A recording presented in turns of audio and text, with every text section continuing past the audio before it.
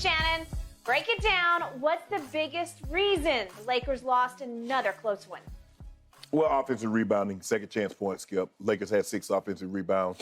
The Kings had 14 offensive rebounds, and they doubled up in second chance points. Kings had 20, Lakers had 10. I'm surprised by the rebounding margin, considering Sabonis, as Jen mentioned, and Reed did not play last night. I felt very good when I didn't see him on the court. I was like, oh, yeah, we got this one. Yeah. We got this one because he's a double-double, and he's really a walking triple-double. And so I was like, okay, he normally gets 11, 12 rebounds a game. I say, minus that, what we got, okay, I feel very good about this. Yep. But for some reason, we were not able to control the glass, and we lost decidedly on the glass, 47-36. So that's a plus 11 for the Kings, plus 8 on the offensive end, plus 10 on second chance points, and they were plus 7 from the free throw line. So there are a lot of pluses that the Kings had that the Lakers did not have, and I think that was the main reason. Because, Skip, if you look at it, the Lakers shot 43%. Now, they didn't shoot a good percentage from the three, but they still was plus 6 from the three-point line. And when you look at it, 6 turnovers, that's 8 turnovers in 2 games. So you can't say, well, we turned the ball over, we lost because of turnovers. That wasn't the case. So that's the only thing that I can look at. Look, and LeBron said it last night. They've lost 3 games in the last week, Skip, by a total of 10 points. The margin of error for this team is so small. They have to play a damn near perfect game. LeBron has to be damn near perfect, shoot in the mid-50s, maybe even 60% in order for them to win. And they got to get great contributions. Last night, the starters other than LeBron, nobody had double figures. And that won't get it done. Now, the bench was sensational. Kendrick Nunn might need to get more minutes because he played really well last night. In the small minutes that he did play, he was a plus 18, 4 of 6 from the 3, 5 of 8 from the floor. But that was the reason when I look at it, Skip. I just think the thing was they cleaned us up on the glass. They got plus 10. They were plus 7 from the free throw line, plus 8 on the offensive rebounding, and that was the difference in the ball game. But because the Lakers' margin of error is so small, and if LeBron doesn't give you one of those virtuoso performances, Skip, there's a great chance that they're not going to win these games. And he didn't play bad last night. I mean, he struggled shooting the ball late, but he got off to a great start. He had, 18 points in the first half. I was like, okay, this is a 35, 40-point performance. And he cooled off in the second half, but the Lakers, we just got to get more. We just got to get better play from guys more consistently. Remember Schroeder? Schroeder had, 32 points out there? He gave us 5 last night. Skip, that won't get it done. Pat Bev gave us 3 last night. Troy Brown Jr. gave us 4 last night. Skip, that's 12 points in your starters. And look at the minutes they're playing. You can't play 25, 26 minutes and only give up 3, 4, 5 points. That's not good enough. Okay, my turn. Like you, when I heard as the game was starting that Sabonis was out with some illness, non-COVID, I said, okay, that's enough. This is it. Yeah, that's what I was thinking. LeBron James has been on an all-time age 38 tear. Never seen anything like it. Don't think we ever will before. 7 games since he turned 38 on December 30th at Atlanta that night. He's averaging 37, 10, and 9. It's just off the charts, impossibly extraordinary. Yet, I'm saying going into the game, help me out here. How is this team 20-24? So I tweeted to start the game when there's no Sabonis, and you love Sabonis. You've been raving about him. You raved about him yesterday. You're saying he is an all-star caliber player, he definitely right? has a case to be made. Okay, He and Fox. If he is out, and he is also a rim protector for them, then you would think LeBron would have a super highway to the basket, and I tweeted that he should go for 40. I think I predicted at the end of the show yesterday 41. 40. Yeah. But I also said that the Lakers should win this game by 15 points, and I looked up late in the first quarter, and they were up by 14, which was their biggest lead. Okay, now you have to hang on and pour it on. Now you have to do what you do. I've said this 1,000 times, and it's going to be 1,001. LeBron James is still to this day, the best basket attacker in the game. There's nothing like him. He is a force of nature when he gets going downhill at 6 feet, 9 inches tall. What are we going to give him? 250, 260, somewhere in there. When he gets ahead of steam, nobody can stop him from playing bully ball because he's ambidextrous. He can go left, he can go right, he can dunk it any which way you want it dunked. There's nothing like him. He remains also the best passer in basketball, and I'll get to that in a moment. But he is not the best closer in basketball because for some reason he is failing to close all of these games. I got a litany of them. I got like a parade of games over here, and I'm going to bang through them in just a minute. You have to close the deal because you're that good. At this point, you're that great. You're that unstoppable. And to me, the fourth quarter was all about, I need to see freight train LeBron because they can't stop him. He should have had a parade of free throws in the fourth quarter because they had them on the ropes without Sabonis. And with 7 minutes to go, they had a 1-point lead. And again, it had dwindled, but remember, Sacramento had forged ahead by 14 late in the third quarter, yes. And here they came back. Okay, so now what happened last night in the fourth quarter? Well, in the biggest picture, LeBron James went 1 of 7. That's what happened. He's the best player on the floor by far. And I love De'Aaron Fox. And I'll give you this.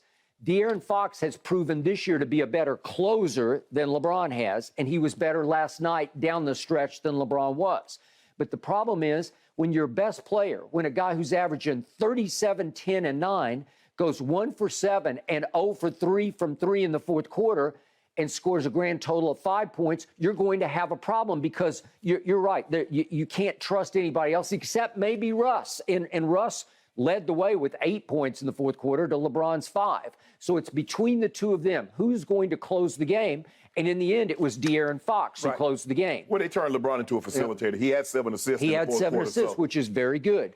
But again, at this point, a guy who's averaging 30, he's on this astonishing tear. He's got to tear them apart because they can't stop him. Harrison Barnes does a nice job on him, but he still can't stop him. And Shannon, I look back and I say, okay, so now they've fallen to 20 and 25, have the Lakers. 20 and 25. That's barely above the Houston Rockets at the bottom and my San Antonio Spurs, what's left of them. And then here comes the Lakers. They're 13th in the West. Right. And I look back at all these games, and just quickly, I'm going to throw these out.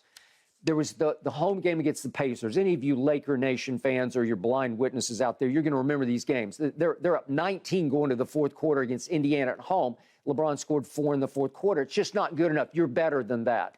Then they lost at the Sixers, and LeBron didn't have much to do with the sensational comeback. AD did miss some free throws, but you're even Steven going to the overtime, and LeBron went scoreless in the overtime, and they got trounced. Then we've got the game against the Celtics. He had a three-pointer to win the game at the end of regulation. They lost in overtime. He missed that one. Then the Hornets lost. Not going to dock him that much, but he ran out of his shoe, and I thought he was just going to drive it and get to the free throw line, but no, it didn't happen, and Schroeder missed the 3 from the corner. And then at Sacramento, remember, it comes down to the last play, and they actually did close it because Schroeder closed it because that was his best game of the year by far, and he was the one who drove on De'Aaron Fox and got to the free throw line and made the 2 free throws. And then we had the Luka game at home. LeBron scores at home against Luka. Luka's just begging for them to win the game. And in the fourth quarter and 2 overtimes, LeBron totaled 6 points on 2 of 11 from the field and 0 for 5 from 3. It's just not good enough. And finally, he did close the Houston game, but he missed his last 4 3-point shots in the fourth quarter to let Houston all the way back in the game because they were down 13 early in the fourth quarter and came all the way back. And to his credit, he finally stepped up and made a bank shot, like let's call it a 15-foot banker. And that proved to be the difference because they were up 2 at that point, and that made it a 4-point game, and they were able to hang on. You have to win these games. These are begging to be won. I guarantee you, you put Kevin Durant, you put every other guy in those 7 situations, they're not winning every last one of those games. Okay, you know that, I know that. Okay, to say somebody should be 100% in close. These are games where he is so good at driving the basketball, you could just dominate the game. But Skip, still, if no matter how great you are, you're not going to win every last game. So you say if somebody should go 100% in closing. No, I'm just saying there are 5 of these he should have closed because they're That's not 100%. Can you just name 5 games? No, I got up to 9 actually, but he did close 1 out of the 9. Okay, so I'm saying you could at least have 5 more wins this year. If he just plays okay in the fourth quarter, and he didn't play okay. How many more wins if AD hits the free throw in Philly and if he hits the free throw in Boston? So what did LeBron have to do with that? So if we hit the free throws, we win, right? Okay, but against what I think is the best team in the East, you got them to overtime clear the decks. Let's start over in overtime. We weren't supposed to be in overtime. Okay? We had a 2-point lead. You got to overtime, and LeBron scored 0 in overtime. What you mean? They got us to overtime. We had 2 free throws to win the game, all right. and we missed both free throws. Okay, you had an all-time off-the-charts comeback. What were you down like? It was like 8 with 25 seconds to Against go. Philly? Yes. Yeah. And not only did you come back, you got in position to win the game, Right. and AD missed. I know he missed one for sure. Yeah, he missed one. Okay, but the point is, I'm just showing you that LeBron's on this incredible, just all-time off-the-charts tear, and yet he's not closing these games. And you have to blame him for last night. I'm going to show you his 7 shots in overtime. And the one that he did make was what he should have done, and he should have been doing it the whole quarter. But let me show you the 7 shots that he took in the fourth quarter last night. He takes a 3, and it's just way short. Okay, these are empty possessions in a game begging for you to win. Then he gets the shot blocked. And then here we go again, and he decides, I'm going to get one of these. And it wasn't a bad shot, but he's just not hot.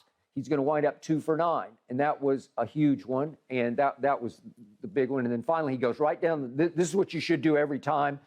And here's the drive shot that bounced around and fell. And he made the free throw. To his credit, that tied the score. And then finally, here we go again. This is for the game. This is for the tie. And it's wide right, back iron. Mm-hmm. Okay. So there are 7 shots. One time in those 7, you saw what should have been done, because when he drives it, I know he got a sort of a friendly bounce. If you drove the ball the whole quarter like that, they can't stop you. You could shoot 10 free throws. The man's 38 years old. Yeah. You know good and well it's impossible. Nobody's driving that much. Jordan, when he got older, he didn't drive the ball like that. When Kobe got old, he didn't drive the ball like that. So what makes you think it's physically impossible? Okay, when is Jordan older? Because I only know him from 98, which was his last real NBA season. Was he driving the ball like that? Yes, in 98. No, he wasn't giving you shoot the fade away. In 98. In 98. I was there. I covered the whole year. Listen, when they were in trouble, he went to the fadeaway. No. He would hammer people. He would drive the ball so hard you couldn't stop him.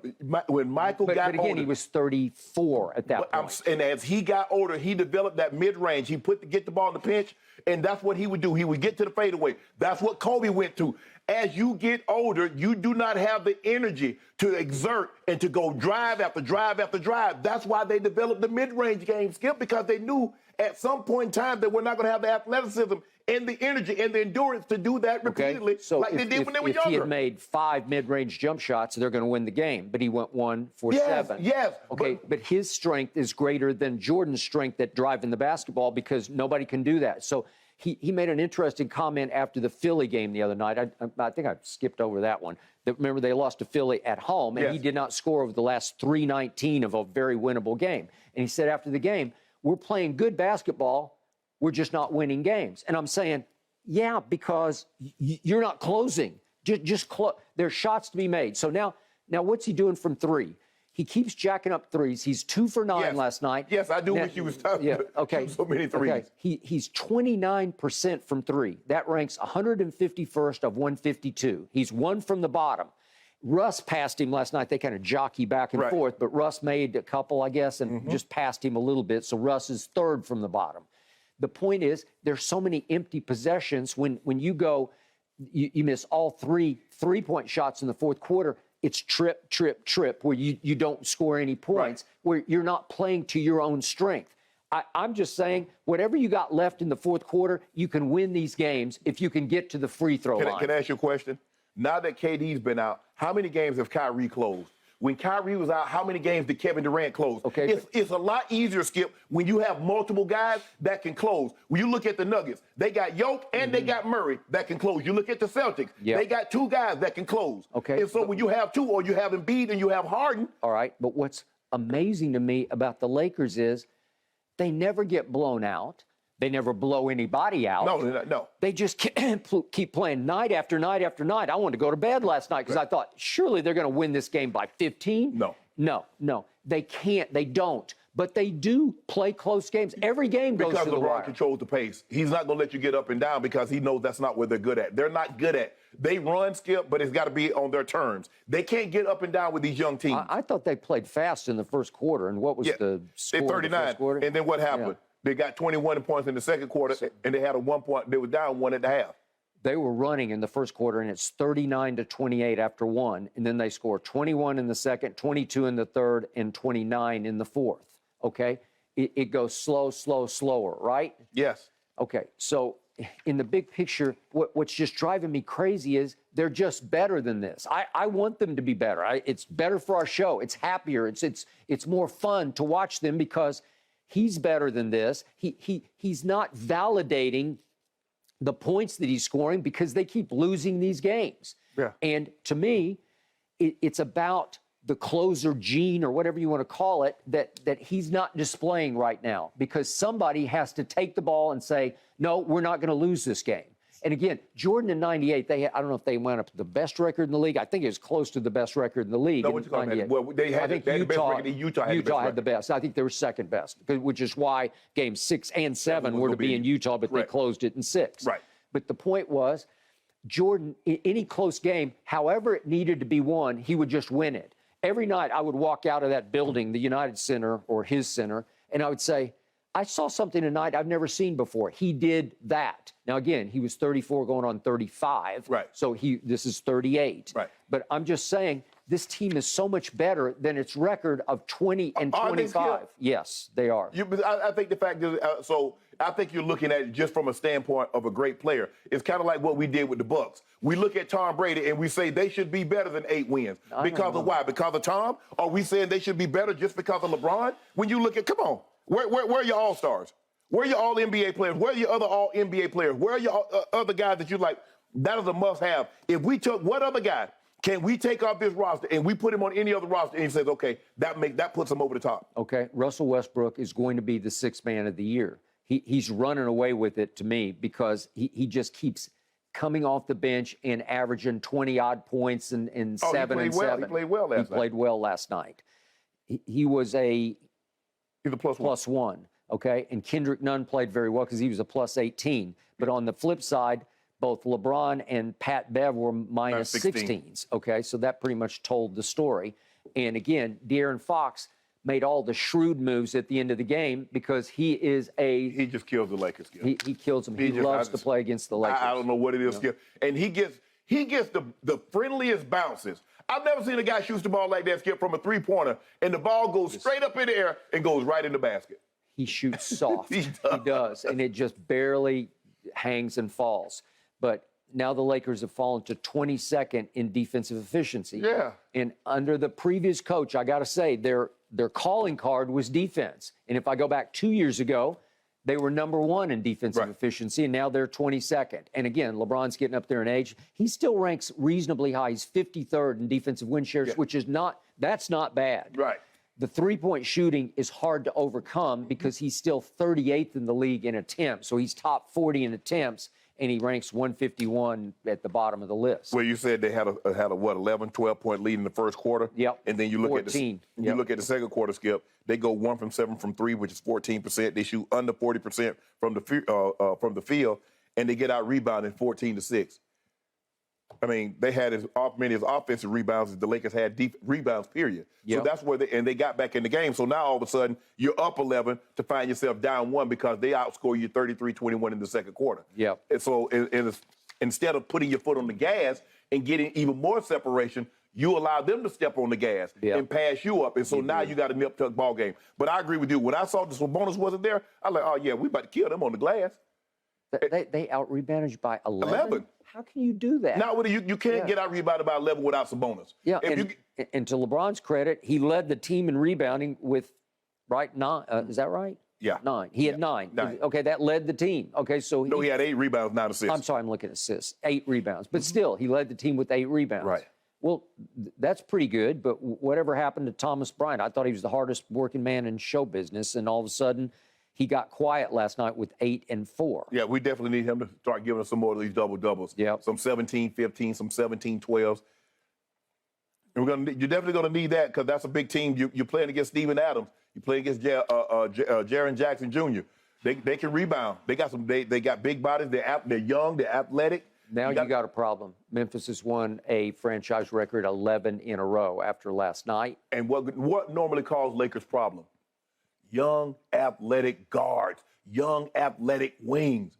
Well, that's all they got. You saw De'Aaron Fox. Okay, now you get to see Ja. Yep. Skip, you remember what Garland? You remember what Donovan Mitchell? Mm-hmm. Donovan Mitchell did?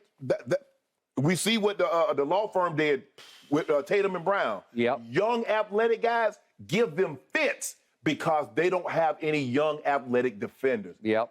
So then they have to go to Portland on, I believe, Sunday night, and then Tuesday they get the team in the basement. They get the Clippers. We do at the this. crib. Oh, did you see what Utah did last night? Neither Kawhi, no Kawhi, no PG. Well, you already knew Kawhi was going to play. Kawhi played 3 games in a row. That's it. Yep. Okay, well, he's going to play against the Lakers. That's okay. You're going to have a problem. Yeah, you're going to have a problem. You're going to have a big problem. Ooh, LeBron been waiting for this. Yeah. He done scored 40 points, I think, against every team except one. Guess that changed on Tuesday. Yeah. Really? Guess that changed on Tuesday. Huh. Are we going to have a little We might. We just might. Because I'm telling you over there, you came out here key this morning. We're going to see by Wednesday. Hey, I'm looking at 20 and, what are they, 25? 28. 20 and 28 for your Lakers. That's what I'm looking at. Stop it. Whew. I don't even see how they're going to make the playoffs. So LeBron's going to pass Kareem and miss the playoffs? Yeah, we're going to pass him. Whew. Go pass him. Go pass him. We just get AD back. We get AD back going a little little winning streak here. Really? Mm-hmm. Okay. Well, you got Hall of Famers everywhere, and you can't win a basketball game. I wish it was just that simple. You get a collection of Hall of Famers, then you just win. It's not that simple, Skip. Okay. It is for my Cowboys because our offensive line is all Hall of Famers. Now all of a sudden you loaded with Hall of Famers. Okay. Did y'all have no Hall of Famers against Lakers Washington? are 13th in the West after that loss, guys, and the Sacramento Kings jump up to 3rd in the West. Thanks for watching, Undisputed fans. Subscribe here to get the very latest from Skip and Shannon. Plus, go watch a few segments from our other shows on FS1.